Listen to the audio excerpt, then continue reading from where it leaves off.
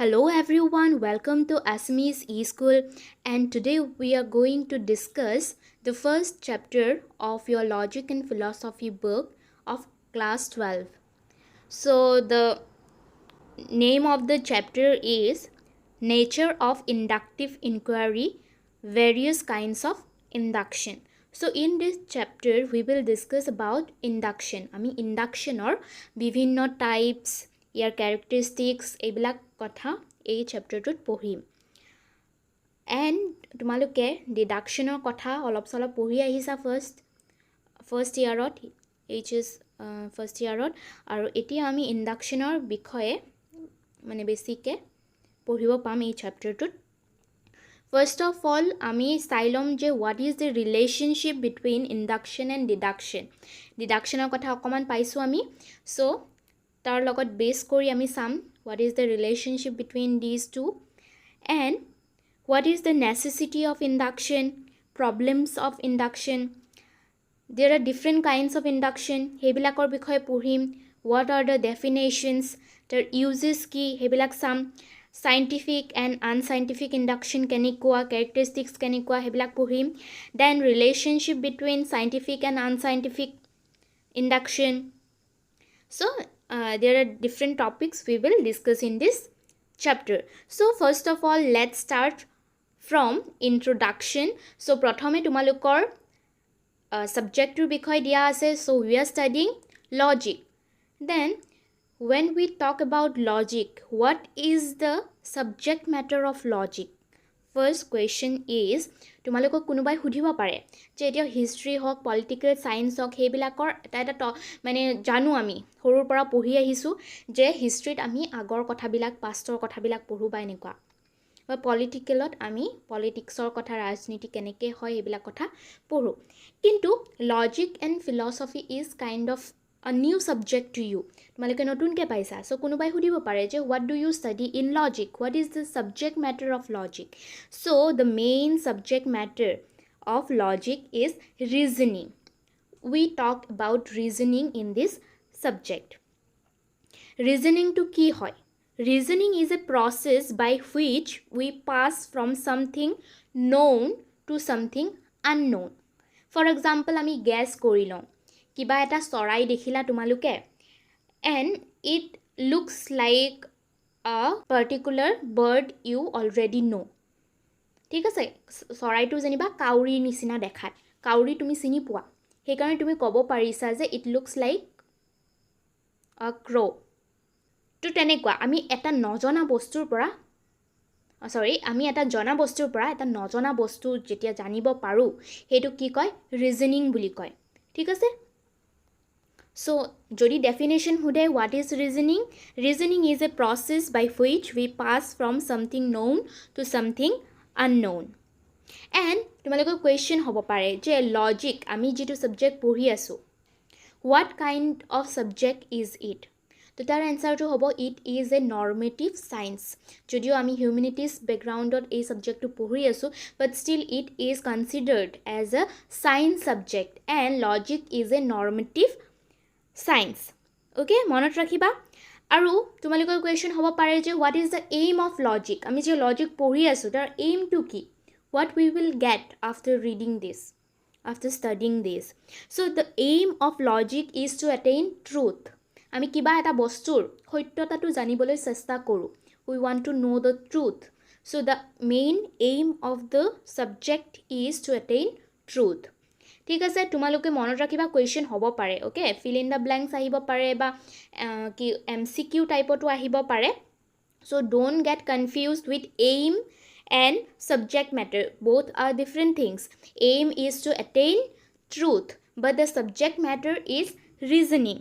ঠিক আছে, then next we will talk about deductive logic and inductive logic. But before that আমি ট্ৰুথৰ কথা কৈ লৈছোঁ।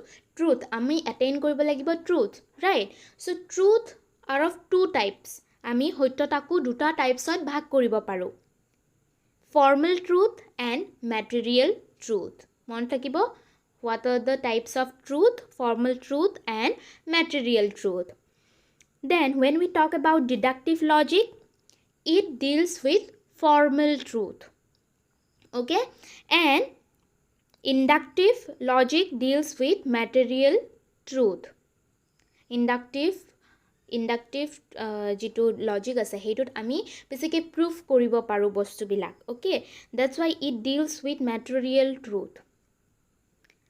আমি যেতিয়া ইণ্ডাকশ্যন ডিডাকশ্যন পঢ়িম তেতিয়া তোমালোকে বেছি ভালকৈ বুজি পাবা. ঠিক আছে, then the next point is deductive logic deals with deductive reasoning and inductive logic deals with inductive reasoning. ঠিক আছে, মনত ৰাখিবা, এইটো ৱৰ্ড ৱাইজ মনত থাকিবই ষ্টিল.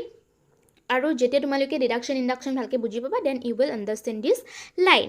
ঠিক আছে, এতিয়া let's see the relationship between induction and deduction. And আমি ৰিজনিঙৰ কথা পাতিলোঁ. Reasoning is the subject matter of logic. আৰু এই ৰিজনিংটোত কি হয়, আমি কিবা এটা নজনা কথা এটা জনা কথাৰ পৰা মানে জানিবলৈ চেষ্টা কৰোঁ, তাৰ সত্যতাটো জানিবলৈ চেষ্টা কৰোঁ, ট্ৰুথটো এটেইন কৰিবলৈ চেষ্টা কৰোঁ. আৰু when we try to attain truth, তেতিয়া এই ৰিজনিংটোক যেতিয়া আমি ৰিটেন ফৰ্মত এক্সপ্ৰেছ কৰিম বা লেংগুৱেজত এক্সপ্ৰেছ কৰিম, that will be called as an argument. What is an argument? When a reasoning is expressed in language, it is called as an argument. আৰু এটা argument হ'বলৈ হ'লে তাত 2 or more propositions থাকিব লাগিব. দুটা বা তাতকৈ বেছি propositions লগ হৈ পেলাই কি হ'ব, এটা argument ফৰ্ম হ'ব. আৰু এই আৰ্গুমেণ্টবিলাক আমি ক'ৰ পৰা ডিৰাইভ কৰোঁ, তাৰ কাৰণে কিছুমান চেণ্টেঞ্চেছ থাকে. আৰু সেই চেণ্টেঞ্চেছবিলাকক আমি প্ৰিমাইচেছ বুলি কওঁ আৰু কনক্লুজন বুলি কওঁ. The proposition which are given are called as premises. যিটো বস্তু দিয়া থাকে, গিভেন হয়, the sentence given is called as premises. আৰু যাৰ পৰা আমি এটা কনক্লুজন পাম, এটা ৰিজাল্ট পাম, সেইটোক কি ক'ব, conclusion বুলি ক'ব. The proposition which is drawn from them is called as conclusion. I hope তোমালোকৰ ডাউট নাই. ষ্টিল তোমালোকক এক্সাম্পল এটাৰ সহায়ত বুজাই দিছোঁ. This is a deductive induction. ইয়াত দিয়া আছে যে all men are mortal. এইটো হৈছে premises. This is a given sentence, given proposition. So this will be called as premise. তাৰ পৰা আমি derive কৰিছোঁ যে Ram is a man and Ram is mortal. যিহেতু কোৱা হৈছে যে অল মেন আৰ মৰ্টেল, সকলো মানুহেই মৰণশীল বুলি কোৱা হৈছে, সকলো মানুহ হয় মৰণশীল বুলি কোৱা হৈছে, তাৰ পৰা আমি গম পাইছোঁ যে Ram is a man and Ram is mortal. ঠিক আছে, চ' আমি ডিৰাইভ কৰিলোঁ যে Ram is mortal. This derived proposition will be called as conclusion. That is the conclusion we have got from the premise. ঠিক আছে, বুজি পাইছা প্ৰিমাইজ কি, কনক্লুজন কি, বুজি পালোঁ. ঠিক আছে, চ' এতিয়া আমি পঢ়িম ডিডাক্টিভ ইনফাৰেঞ্চ বা ডিডাক্টিভ ৰিজনিঙৰ কথা আৰু ইণ্ডাক্টিভ ইনফাৰেঞ্চৰ কথা. আৰু ইয়াক আমি শ্বৰ্টলি ইণ্ডাকশ্যন আৰু ডিডাকশ্যন বুলিও কওঁ. ঠিক আছে, চ' ডিডাক্টিভ ইনফাৰেঞ্চৰ তোমালোকক যেতিয়া ডেফিনেশ্যন সুধিব, ডেফিনেশ্যনত তোমালোকে টেক্সটবুকৰ ডিৰেক্টলি লিখিব পাৰিবা. Deductive inference is that inference in which the conclusion can not be more general than the premise. Okay, মই কৈছিলোঁ যে অকণমান লিমিটেড হয়. কিয় লিমিটেড হয়, আমাক যোনটো প্ৰপজিশ্যন গিভেন আছে, সেই গিভেন প্ৰপজিশ্যনটোৰ যিখিনি লিমিট আছে তাক ক্ৰছ কৰি পেলাই আমি কনক্লুজনটো পাব নোৱাৰোঁ. The conclusion must be smaller than the premise. মানে একদম ইন জেনেৰেল তোমালোকক বুজিবলৈ মই কৈছোঁ যে প্ৰিমাইচটোৰ যিটো প্ৰপজিশ্যন আছে সেইটোৰ যিটো মিনিং আছে সেই মিনিংটোতকৈ ডাঙৰ হ'ব নোৱাৰে কনক্লুজনটো. কনক্লুজন মাষ্ট বি স্মলাৰ বা লিমিটেড. অ'কে, যেনে আমি এক্সাম্পলটো চাইছিলোঁ নহয়, all men are mortal. All men are mortal বুলি কওঁতে কি হৈছে, ইয়াতে জেনেৰেলাইজড এটা কথা কোৱা হৈছে. সেই জেনেৰেলাইজড কথাটোৰ পৰা আমি এটা স্পেচিফাইড আমি এটা কনক্লুজন পাইছোঁ যে ৰামৰ বিষয়ে এটা স্পেচিফাইড কনক্লুজন পাইছোঁ তো কি হৈছে ৰাম এজন মানুহ and it is under all men মানে কি ক'ব খুজিছোঁ যে যিটো আমাৰ প্ৰিমাইজ আছে সেই প্ৰিমাইজটো আমাৰ বেছি ডাঙৰ হয় জেনেৰেলাইজড হয় সেইকাৰণে ইয়াত কোৱা হৈছে যে ডিডাকশ্যনত কনক্লুজনটো ডাঙৰ হ'ব নোৱাৰে ডিডাকশ্যনত সদায় কি হ'ব প্ৰিমাইজটো ডাঙৰ হ'ব ডিডাক্টিভ ইনফাৰেঞ্চত সদায় কি হ'ব conclusion can not be general than প্ৰিমাইজতকৈ ডাঙৰ হ'ব নোৱাৰে বা জেনেৰেলাইজড হ'ব নোৱাৰে ঠিক আছে এক্সাম্পলটো মনত থাকিব এতিয়া আহিছোঁ ইণ্ডাকশ্যন বা ইণ্ডাক্টিভ ইনফাৰেঞ্চ ইয়াৰ অপজিটটো ডিডাকশ্যনৰ অপজিটটোৱে কি হ'ব inductive ইনফাৰেঞ্চ in that inference in which the conclusion is more general than the premise তো ইয়াত কি হ'ব উল্টা হ'ব কনক্লুজনটো ডাঙৰ হ'ব যেনে for example Ram is mortal Hari is mortal Jadu is mortal so' এইবিলাক যিটো প্ৰিমাইজ আছে এই প্ৰিমাইজবিলাকৰ পৰা বা প্ৰপজিশ্যনবিলাকৰ পৰা আমি এটা কনক্লুজনত যাব পাৰোঁ যে all these people are men Jadu Hari Ram এইবিলাক সকলো মানুহ আৰু সকলোৱে কি কৰে সকলো মৰণশীল হয় চ' তাৰ পৰা আমি এটা জেনেৰেলাইজড আইডিয়াত আহিব পাৰোঁ যে অল মেন আৰ মৰ্টেল ঠিক আছে চ' ইয়াত কি হ'ল conclusion is bigger than the premise মনত থাকিব so' this is the first difference we R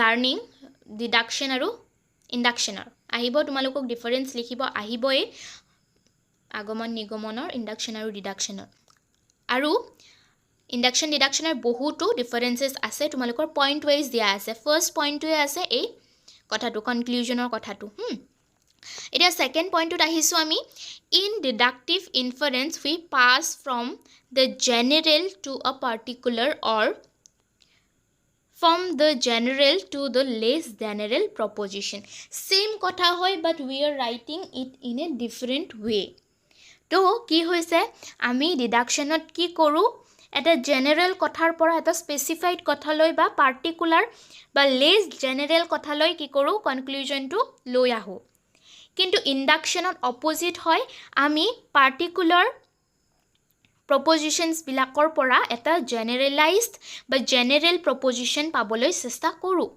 ঠিক আছে প্ৰথম পইণ্টটো মনত থাকিলে তুমি ছেকেণ্ডটো লিখিব পাৰিবা ৰাইট থাৰ্ড পইণ্টটো হৈছে in deductive inference the premises are assume to be true আমি যিটো ডিডাক্টিভ ইনফাৰেঞ্চত বা ডিডাকশ্যনত যিটো আমি প্ৰিমাইজ ল'ম সেই প্ৰপজিশ্যনটোক আমি ট্ৰু বুলি ধৰি লওঁ অল মেন আৰ মৰ্টেল সেইটো বাক্যক আমি কি বুলি ধৰি লৈছোঁ that is true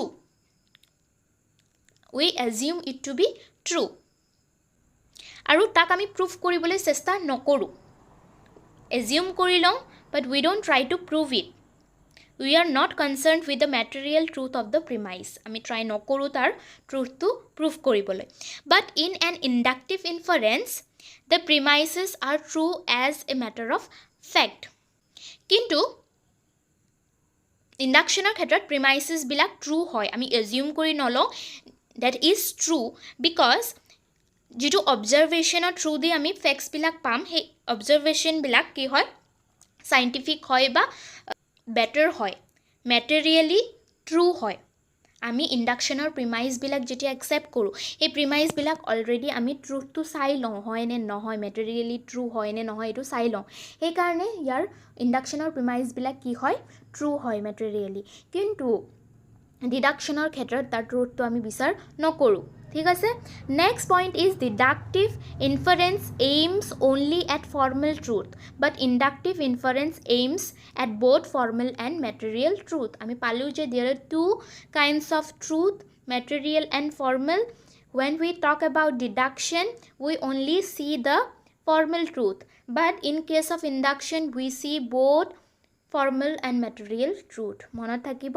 you have to remember these in deductive inference the conclusion follows necessarily from the premises আৰু ডিডাকশ্যনৰ ক্ষেত্ৰত আমি যিহেতু এটা জেনেৰেল প্ৰপজিশ্যন লওঁ সেই জেনেৰেল প্ৰপজিশ্যনটোৰ পৰা আমি ডিৰেক্টলি কনক্লুজনটো ড্ৰ কৰিব পাৰোঁ যেনে অল মেন আৰ মৰ্টেলৰ পৰা আমি ৰাম ইজ মৰ্টেলটো ডিৰেক্টলি ডিৰাইভ কৰিব পাৰোঁ কিন্তু in case of induction we can not directly derive okay আৰু যদিহে আমাৰ ডিডাকশ্যনৰ ক্ষেত্ৰত প্ৰিমাইজটো ট্ৰু হয়, if the premise is true, then the conclusion also will be true in case of deduction.